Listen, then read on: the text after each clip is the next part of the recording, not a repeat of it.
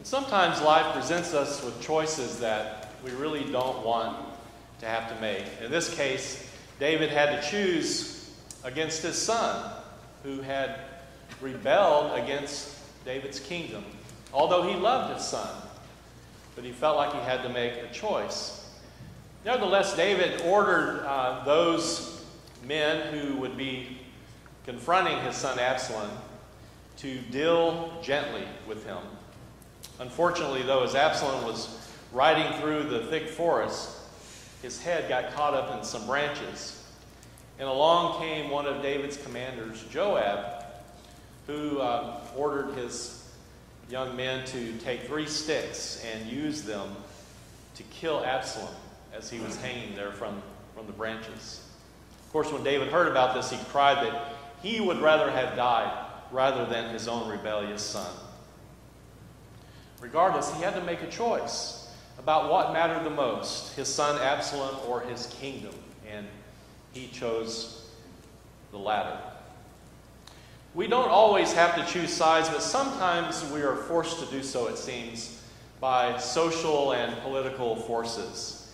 And I think a really good case in point is the current conflict between the Black Lives Matter movement and the Police Lives Matter movement.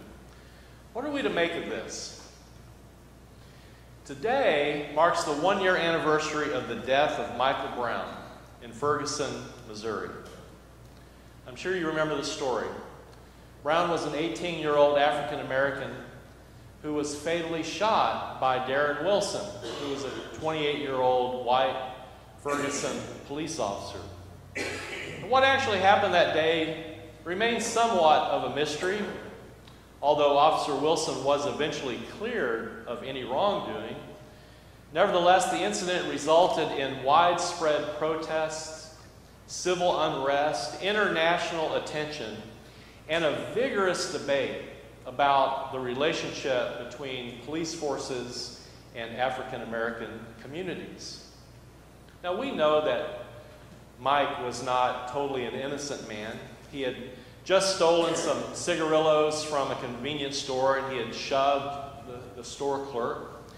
And then a short while later, he gets into this altercation with Officer Wilson. Finally, he tries to flee from the officer, but at some point, he stops and he turns around and he faces the officer. We don't really know what happened yet after that, whether Brown was coming after the police officer or not, or if he was, how aggressively. All we really know is that 12 bullets were fired at an unarmed man. Let that sink in for a moment. 12 bullets.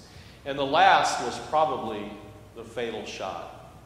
Whether Brown was holding up his hand saying, "I surrender," is also not really known. Now, people may have jumped to conclusions about that particular case, but then, all of a sudden, it seems like there began an epidemic of police brutality against black citizens. Shortly after the Mike Brown case, the media got wind of a previous incident on July the 17th of last year. Eric Garner died in Staten Island, New York City, after a police officer put him in a chokehold during an arrest over the sale of single cigarettes called Lucy's. The shooting of Tamir Rice, a 12-year-old boy, occurred on November the 22nd in Cleveland, Ohio. 2 police officers responded after receiving a police dispatch call of a black male sitting on a swing and pointing a gun at people in a city park. It turns out the gun was a fake. The shooting of Walter Scott occurred on April the 4th, 2015 in North Charleston, South Carolina, following a daytime traffic stop for a non-functioning brake light. Scott was fatally shot by a white police officer, and a video shows the officer shooting the unarmed Scott from behind while Scott is fleeing. On April the 12th, Freddie Gray, a 25-year-old African-American man, was arrested by the Baltimore Police Department for possessing what the police alleged was an illegal switchblade. While being transported in a police van, Gray fell into a coma and was taken to a trauma center. He died on April the 19th, and his death was ascribed to injuries to his spinal cord.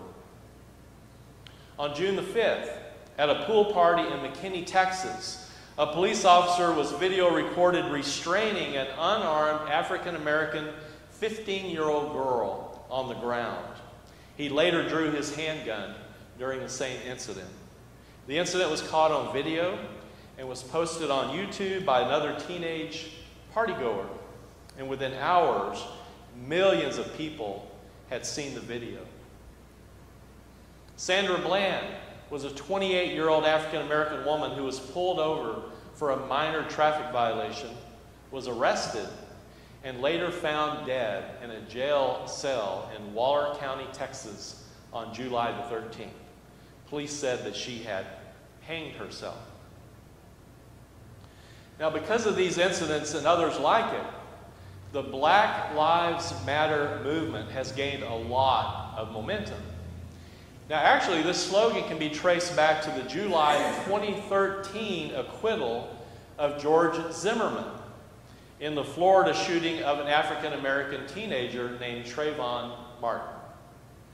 And of course, the movement has gained even more impetus in the aftermath of the incident that occurred on the evening of June the 17th, which was the mass shooting at Emmanuel African Methodist Episcopal Church in downtown Charleston, South Carolina.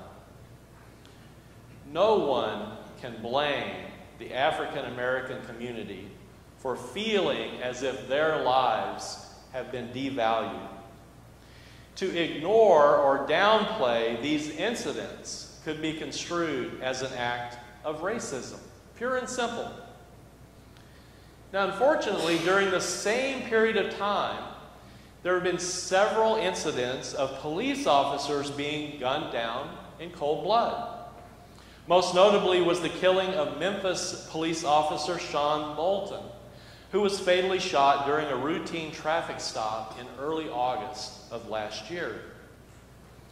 Some people use that incident and others like it since then to start a different movement, a sort of a counter movement called Police Lives Matter or All Lives Matter.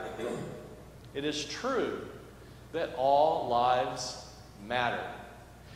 We just have a hard time staying on that point because we are often pushed to choose sides, like David was forced to choose a side between his son and his kingdom. Our problem is, as a culture, as a people, as a species, we have a tendency to engage in what we call binary thinking, which means that we see things as either or rather than both and. We have a tendency to create false choices, what philosophers call the fallacy of a false dilemma or false dichotomy.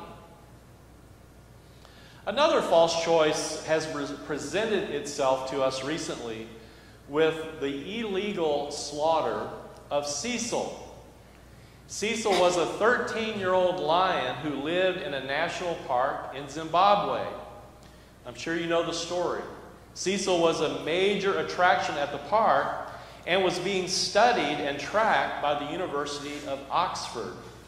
And unfortunately, he was shot with an arrow from a crossbow by an American dentist named Walter Palmer. Cecil was tracked, and then approximately 40 hours after he had been wounded, on July the 1st of this year, was killed with a rifle. The killing drew international media attention and sparked outrage among animal conservationists, politicians, and celebrities, as well as a very strong negative internet response against Dr. Palmer. And I think his practice is in jeopardy. Since the Cecil killing, other American big game hunters have received negative attention on social media, including Sabrina Corgatelli, who recently posed with a giraffe that she killed. By the way, I don't know if this hasn't really been part of the news as much, but Cecil's brother, Jericho, who had been caring for Cecil's cubs since Cecil was killed, was also killed last Saturday. So people are worried about Cecil's cubs now. Last week, the image of Cecil and other endangered animals was projected onto the Empire State Building as a way to bring attention to the issue. I shared the story on my Facebook page, and I waited for the inevitable response. And it came. It came from a friend of mine who said she loves animals, but she would prefer to see, quote, pictures of people who are dying at the hands of police, unquote. I responded by saying that we don't need to engage in false choices. We can bemoan all cruelty, human and animal alike. And while I understand my friend's righteous indignation, and I share it, I just wish we could learn to hold multiple truths or concerns in our hearts and minds at the same time without feeling the need to engage in either or thinking. We should feel righteous indignation against the police brutality of African American citizens, against the senseless killing of police officers, and against the cold-hearted slaughter of big game animals, especially those we don't eat. Believe it or not, we can feel anger and sadness about all of these things at the same time. Now, having said that, let me say this. I think there's an important caveat that needs to be expressed. Not all issues have the same amount of urgency at the same time. If there is a choice to be made in terms of what we need to focus on, it should be a choice based on the severity or the urgency of the problem at that time. And so I thought about this. What garners the most urgency at this moment? And in my opinion, the two biggest problems in terms of senseless violence in the United States. Now, we have a lot of problems, but in terms of senseless violence in the United States, to me, the two biggest problems, the ones that need most of our attention, is, number one, police brutality against African Americans, and number two, the almost weekly incidents of mass shootings that have become the norm since Columbine High School in 1999. Sandy Hook Elementary School, movie theaters in Colorado and more recently in Louisiana, shootings at military bases in Texas and Washington, D.C., and then recently in Tennessee, shootings on college campuses like Virginia Tech, shootings at churches like the one that occurred in Charleston, South Carolina, just to name a few. That's a tip of the iceberg. And these horrifying incidents may garner the most attention, and for good reasons. But at the end of the day, we have to say, all lives matter. So on this, the one-year anniversary of Michael Brown's death, let's try to wrap our hearts and minds around the value of life. Period. The value of life. There is no need to choose sides if we're all on the same side. Let us pray.